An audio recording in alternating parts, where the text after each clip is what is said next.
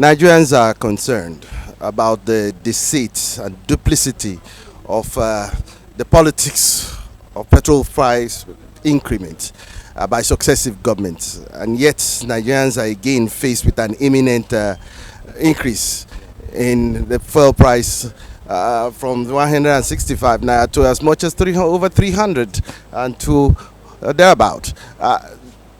Can Nigerians afford another increment at this point in time? I think Nigerians are exceedingly very unfortunate. It's almost as if they are cursed with the wrongest set of political leadership that can afflict any country. And I use very strong words, and because the situation calls for the use of such strong words. Nigerians are at an unprecedented, difficult situation. Of course, it's no longer, a matter of debate to say that Nigeria has been described in unflattering terms as the poverty capital of extreme poverty.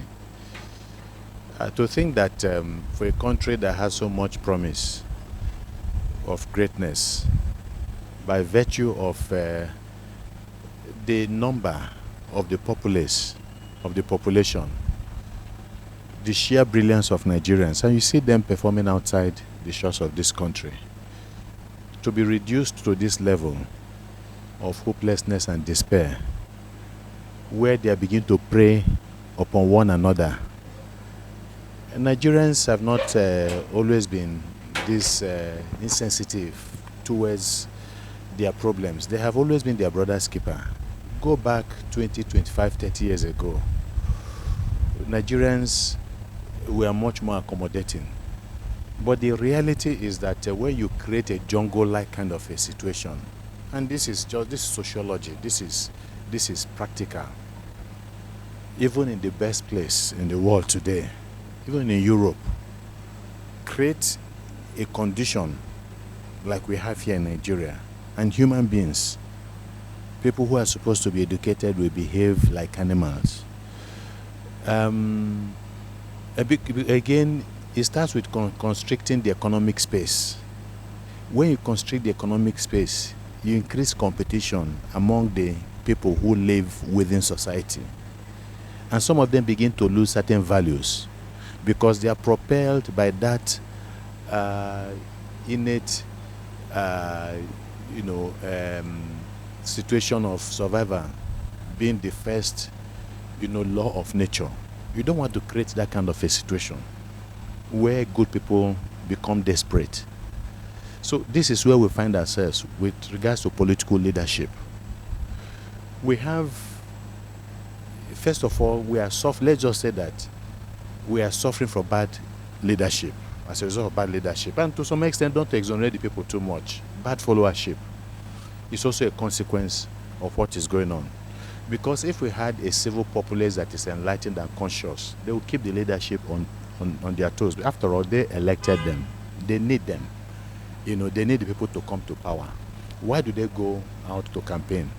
Why do they go to beg for people's votes? Even though, again, they have so much, disempowered the people economically that they steal from the people, store the monies for election, and then give pittances to the same people who look up to them as their godfathers, criminals.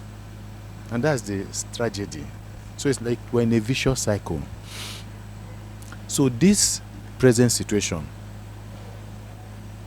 is incompetence of leadership, is the greed of leadership, is the myopism and lack of vision of leadership. Why are the refineries not working? You are spending so much money. We need to conserve our foreign exchange, but you're using it to refine fuel, something that you have here. The only oil, OPEC country that is refining about 90 to 95% of its crude oil. It's not done in any other OPEC country. Even Venezuela, with all the problems they are having, even has refineries, even in the United States. A lot of people will be shocked to realize that, but that is the truth. So if the refineries were working, we wouldn't be in this situation. where the price of fuel will be subject to the vagaries of the international financial system, first of all. So a government of the seat and the city people came to power in 2015 on the back of the lies they told the people, that they understood the problem of the people, that they are going to tackle those problems economically, the issue of corruption, and then security. You have seen that on all of these indices, they have failed woefully. So each time they have stolen so much, each time as a result of their incompetence, they push the country further into economic morass. They look for a way for more money. They are not going to get it. Don't forget that these are monies they're also giving the banks. The banks that are privately owned. This is government that tell us that government has no business in business, that public enterprises are not functioning and cannot function unless they are privatized, they are given to private people. But the banks are owned by private people. But the government is giving them money, over 1.5 trillion, money they will not even give ASO for invest for education, tertiary education in the country. They will give to airlines, private owned again. And then they now privatize our national asset, electricity. And then they give them more money. So what does that tell you? It's a government of people who are not decent, government of people who are not patriotic. And that's why we're where we are today. That's why the refineries are not working. Even when they put money to the refineries to work, you know that the monies will end up in private pockets. Don't forget that when they came to power in 2015, the first few months, they were giving us details of the work they were doing, the achievements they were making at the various refineries.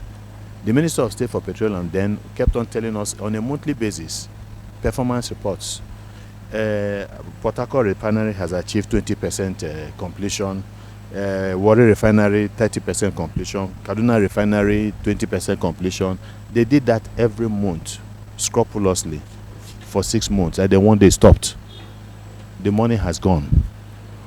Nothing. Then all of a sudden we are now told that none of them have produced, some of them have not produced 1 liter of diesel in a year, and they have expended so much money. A government that fights corruption.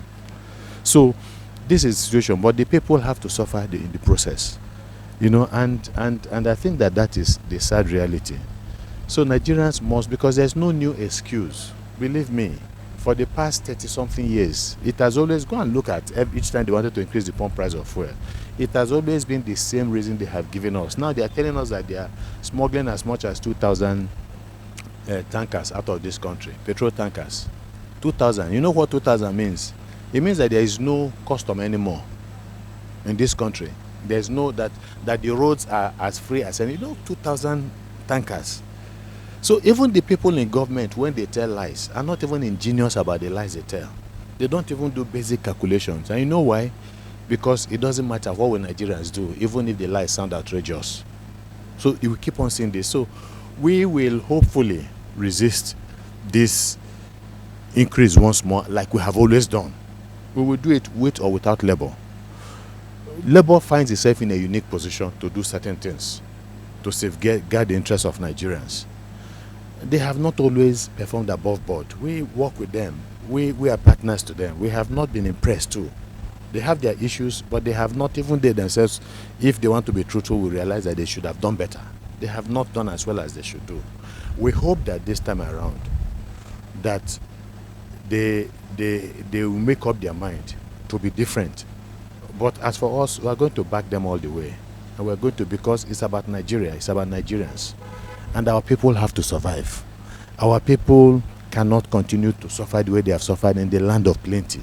We have to try to build a new country for Nigerians. And it starts with the struggles that we make in our homes, in our offices, in our streets. And then we also hope that other forces of nature would also come together to help us as we try to push the frontiers to make our country a better place.